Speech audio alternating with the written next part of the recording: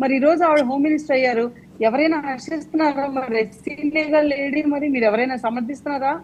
ఆవిడండి home minister అయినప్పటి నుంచి ఒక్క రోజు కూడా రెస్ట్ తీసుకోకుండా ఓపెన్ గా అక్కడ కూర్చొని ఇక్కడ విజయవాడలోనే ఆ హౌస్ లో కూర్చొని అందరికి అవైలబుల్ గా ఉండి పోలీసు కష్ట నష్టాలతో సహా తెలుసుకొని మనం ఏ కేసు వచ్చినా సరే సో చిత్తశుద్ధితో ముందుకెళ్దామని చూసి ఫస్ట్ కేసు నాకు తెలిసి 48 hours లోపు క్లోజ్ చేసి వాళ్ళు పట్టుకోవడం కూడా జరిగింది. ఇప్పుడు ఇందాక ఆయన మెన్షన్ చేసే ఒక 2 ఇన్సిడెంట్స్, చిన్న అంటే 6 నెలల పాప ఒకటి, ఇంకెవరో వచ్చిన పాప ఒకటి, చాలా అన్ఫార్చునేట్ అండి. ఇప్పుడు మీరు చెప్పగానే మేము కాదండి మాదేం తప్పలేదు అన్నాను. ఖచ్చితంగా చెప్తున్నాం 100% ఇంకొస్తే ఎక్కువ స్ట్రాంగ్ మెజర్స్ తీసుకొని ఇలాంటి అయితే రిపీట్ చేయకూడదు. ఇందాక అనిత గారు కూడా ఈరోజు మార్నింగ్ ప్రెస్ మీట్ పెట్టి ఆ బాడీస్ కూడా ఇంకా లభ్యం కాలేదు మనకి, మనం ఎతుకుతున్నాము, మనం చాలా కోర్సెస్ కూడా దాంట్లో పెట్టామని చెప్పారు. ఆల్రెడీ నష్టపరిహారం ఇచ్చాం. ఎన్ని లక్షల నష్టపరిహారం ఇచ్చినా సరే తక్కువే. ఇలాంటి ఇన్సిడెంట్ అనేది ఇంకోసారి రిపీట్ అవ్వకుండా చూసుకోవడం చాలా ఇంపార్టెంట్. మేము ఆల్రెడీ వర్క్ చేస్తున్నాం. మీరు వైసీపీ పార్టీగా లేకపోతే ఒక అంటే డెమోక్రసీని కాపాడే పార్టీగా ఏమైనా ఉండి ఒక సలహా ఇచ్చి కాదు మేడం ఇలా కాదు కంప్లీట్ చేయండి. నన్ను ఒక మాట ఇస్తే మేము తీసుకుంటాము, తీసుకోవడం రెడీగా ఉన్నాము, రెస్పాన్సిబిలిటీ తీసుకోవడం రెడీగా ఉన్నాము. ఏ మెజర్స్ అయినా కానీ ఈ రోజు అంతే గారు ఒకటే మాట చెప్పారు, అది చేసింది ఎవరైనా కానీ అది మా పార్టీ వాళ్ళ మీ పార్టీ వాళ్ళని చూడండి, మా పార్టీ వాళ్ళైనా సరే 100% శిక్ష పడేలా చేస్తా ఉన్నారు. మీరు కూడా ఏమైనా ఉంటే చెప్పండి. మేము ఎక్కడైనా రెస్పాన్సిబిలిటీ తప్పించుకుంటే ఇప్పుడు క్రైమ్ అనేది జరగకుండా ఎవరు కాపాడలేడండి. చాలా డెవలప్డ్ నేషన్స్ యుఎస్ లాంటి చోట కూడా క్రైమ్ జరిగింది. మంచి మాట అన్నారు. నేను అదే అన్నా, ఏ ప్రభుత్వం అయినా అధికారంలో ఉన్నా, అది ఏ ప్రభుత్వం అధికారంలో ఉన్నా క్రైమ్లు ఉన్నాయండి, ఇటువంటి అటెంప్ట్లు అవన్నీ జరుగుతాయి. అంటే ఎవరు చేయరండి, మీరు చెప్పరు మేము చెప్పము, ఎవరు చెప్పరు చేయమని. కానీ మీరు అన్నదే మీ ప్రభుత్వంలోనే ఎక్కువ జరిగే, మీరే ఎక్కువ అంటే ఎవరు అలా చెప్పరండి. మీ ప్రభుత్వంలో అవి ఏంటంటే యాదృచ్ఛికం అంటావా, లేదా ఆ టయానికి సమాజంలో జరిగే మార్పులు అంటారా, లేదా మద్యానికి గంజాయికి డ్రగ్స్ అలవాటు పడి చేసినట్టు ఉదాంతం అంటారా, జరుగుతాయి. మీరేమన్నారంటే మీ ప్రభుత్వంలో ఎక్కువ అరాచకాలు జరిగినాయి, రేపులు జరిగినాయని మీరు పదే ప్రజలు చెప్తున్నారు. మీరేం చేయాలి అధికారులు? మీరు చట్టాలను కఠినం చేసి అది వైఎస్ఆర్ పార్టీ వల్ల, టీడీపీ వల్ల, జనసేన, బీజేపీ పార్టీలు పక్కన పెట్టండి. ఎవరైనా ఆడపిల్లని రేపు చేసిన, ఆడపిల్లని అబ్యూజ్ చేసినా ఖచ్చితంగా శిక్షించాలి. అటువంటి చట్టం తీసుకురండి.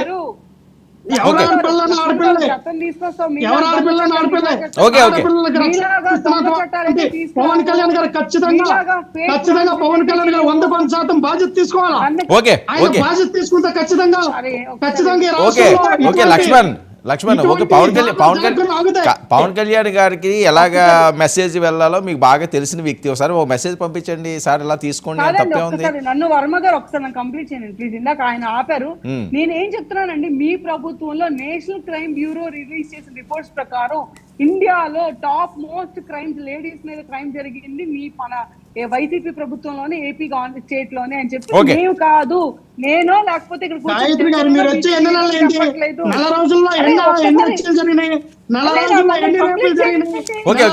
లక్ష్మణ్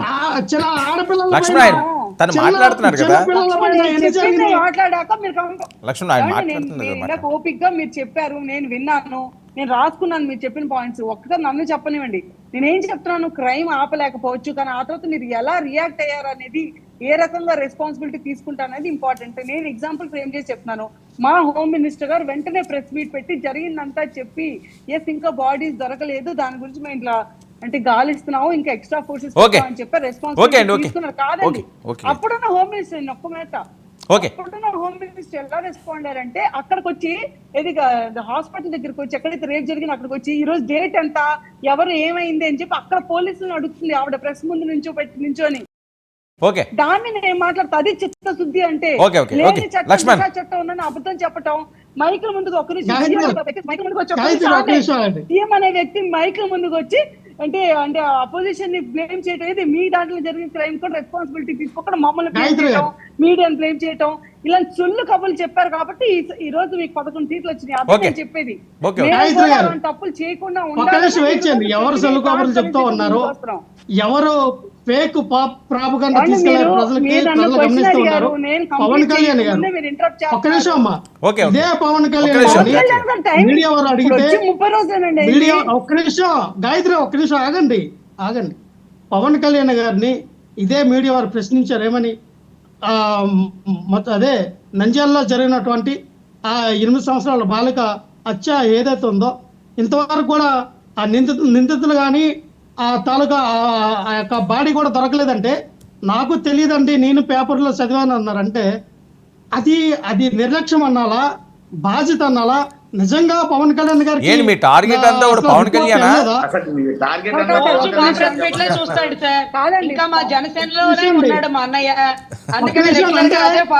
అంటే ఏంటి ఒక బాధ్యత గల డీసీఎం, ఒక బాధ్యత గల డీసీఎం ఆడపిల్లలంటే మహిళలంటే వర్మ గారు ఆడపిల్లలంటే మహిళలంటే ఇష్టం, ఆడపిల్లల్ని నేను రక్షిస్తాను.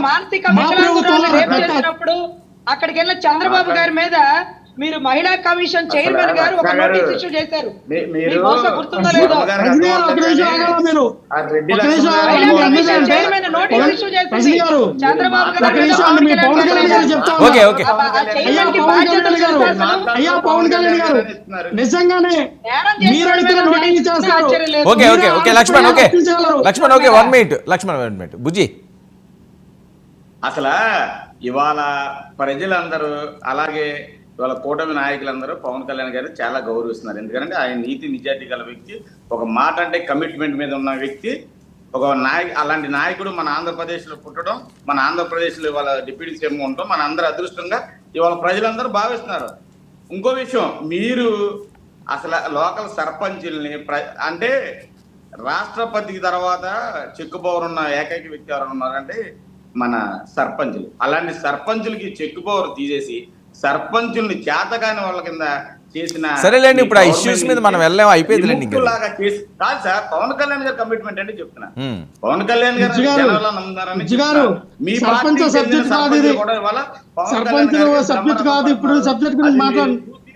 వారు లేక అసూయతో పవన్ కళ్యాణ్ మీద రాకసిలాగా మీరు మీద పడుతుంది తప్ప పవన్ కళ్యాణ్ గారికి మేము ప్రతిదానికి పవన్ కళ్యాణ్ గారి బాధ్యత వహించవలసిన అవసరం వచ్చినప్పుడు ఆయన వహిస్తారు. దానికి